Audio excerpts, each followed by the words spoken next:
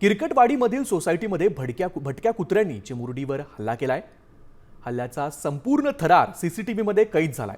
भटक्या कुत्र्यांच्या हल्ल्यात हा चिमुरडा थोडक्यात बचावलाय। कुत्र्यांच्या वाढत्या हल्ल्यामुळे नागरिकांनी संताप व्यक्त केलाय।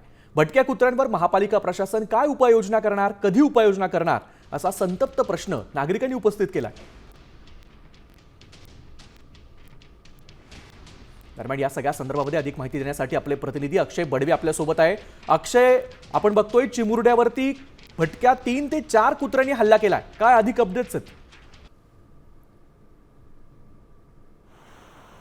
निश्चित आपण बघू शकतो की पुण्यातल्या किरकटवाडीमधली ही रहिवासी इमारत आहे आणि ज्यामध्ये आपण सीसीटीव्हीच्या माध्यमातून जर बघितलं तर एक चिमुरडा त्या पार्किंग मधनं जातोय आणि त्या पार्किंग मध्ये 4 ते 5 भटक्या कुत्र्यांचा त्याच्यावर अचानकपणे हल्ला होतोय।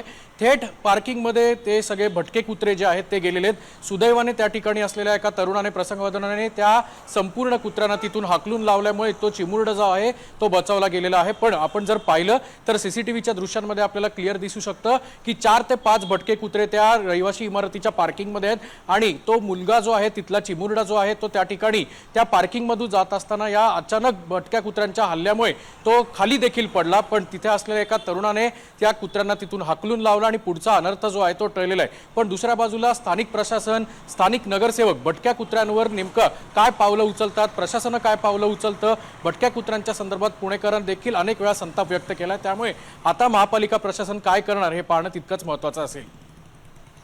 धन्यवाद अक्षय दिलेल्या या माहितीबद्दल।